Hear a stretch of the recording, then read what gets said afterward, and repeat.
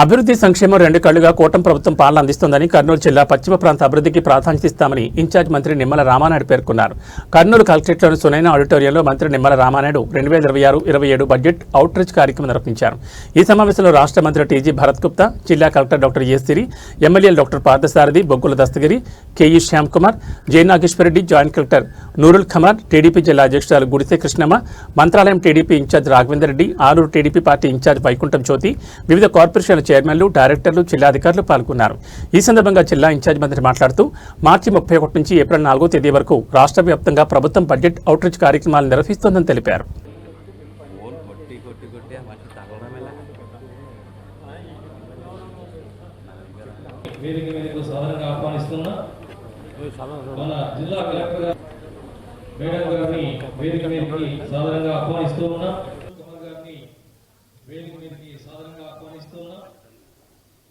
Adoni Sri PV doctor PV Parthasarathi గారిని వేదిక మీదకి sir please come on to the dais sir.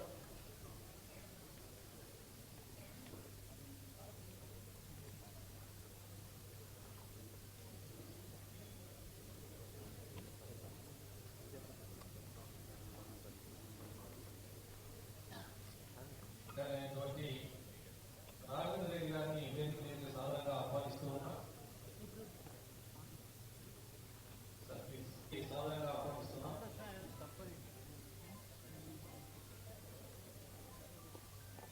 జిల్లా ఇన్ఛార్జ్ మంత్రివర్యులకి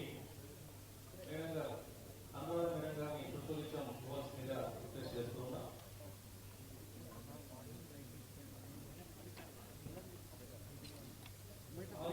శాసనసభ ఇన్ఛార్జ్ గారిని టీజీ భరత్ గారికి పుష్పగుచ్చం ఇవ్వాల్సిందిగా రిక్వెస్ట్ చేస్తూ ఉన్నాం. వెంకట రామసార్ గారిని కలెక్టర్ గారిని పుష్పగుచ్చం ఇవ్వాల్సిందిగా రిక్వెస్ట్ చేస్తూ ఉన్నాం.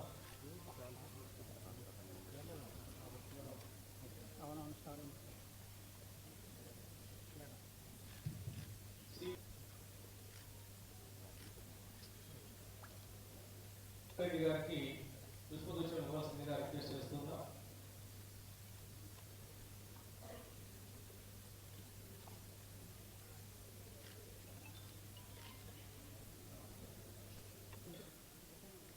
కూటమి ప్రభుత్వం మీద చంద్రబాబు నాయుడు గారు అయితే, లేకపోతే మన ఎంపీ గారు, మన ఎమ్మెల్యే గారు, మన అధికారులు అందరూ కూడా సమర్థవంతంగా కూటమి ప్రభుత్వంలో పనిచేస్తారు. కాబట్టి వీళ్ళ ద్వారానే మనం చేయించుకోవాలనేటువంటి ఆలోచనతో పబ్లిక్ ఎక్స్పెక్టేషన్స్ కూడా బాగున్నటువంటి స్థితి ఈరోజు రాష్ట్రంలో.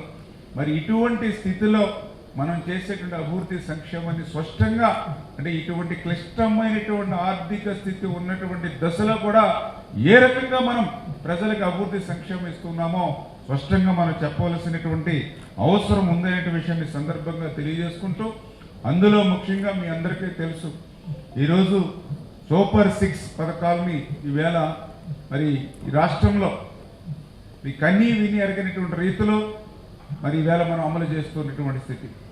అందులో ముఖ్యంగా ఈరోజు పెన్షన్స్ మీ అందరికీ తెలుసు, గతంలో 200 రూపాయల పెన్షన్ని 2000 రూపాయలు చేసింది ఆ రోజు చంద్రబాబు నాయుడు గారు. ఆ 2000 రూపాయల పెన్షన్ని 3000 రూపాయలు చేస్తానన్నటువంటి పెద్ద మనిషికి 1000 రూపాయలు పెంచడానికి 5 సంవత్సరాలు పట్టింది.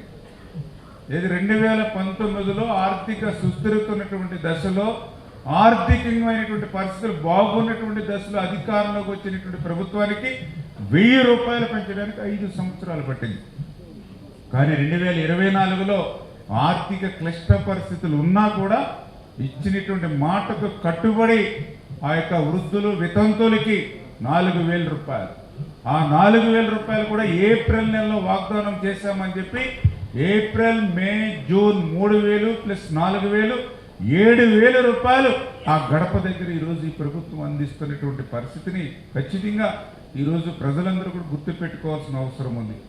దివ్యాంగుల పింఛను మీ అందరికీ తెలుసు, గత 5 సంవత్సరాల వైసీపీ పాలనలో 2019 నుంచి 2024లో 3,000 రూపాయల పింఛన్కి 1 రూపాయి కూడా మరి ఎక్కడ కూడా దివ్యాంగులకు పెంచినటువంటి పరిస్థితి లేదు. కానీ కూటమి ప్రభుత్వం అధికారంలోకి వచ్చిన తర్వాత ఆర్థిక పరమైన ఇబ్బందులు వెంటాడుతున్నా కూడా ఆ యొక్క దివ్యాంగులటువంటి స్థితిని గుర్తు పెట్టుకొని ఎందుకంటే వాళ్ళ తల్లిదండ్రులకి మరి కుటుంబ సభ్యులకి కొంతైనా భారం తగ్గించాలనేటువంటి మానవతా దృక్పథంతో 3,000ని 500 1000 పెంచడం కాదు, 3,000కి 3,000 కలిపి 6,000 రూపాయలు ఈరోజు దివ్యాంగులకి ఇస్తూ ఉన్నాం.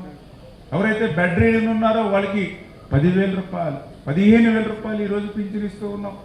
ఇవాళ భారతదేశంలో ఉన్నటువంటి ఏ రాష్ట్రానికైనా మీరు వెళ్ళండి, ఒక పొరుగునున్నటువంటి తెలంగాణ రాష్ట్రం ఒక్కటే 2,000 రూపాయలు ఇస్తుంది తప్ప ఏ తమిళనాడు, కర్ణాటక, మహారాష్ట్ర, ఢిల్లీ, పంజాబ్, హర్యానా, బీహార్ ఏ రాష్ట్రంకి వెళ్ళినా సరే పెన్షన్ 1,500, 1000, కొన్ని రాష్ట్రాల్లో అయితే 500 రూపాయలు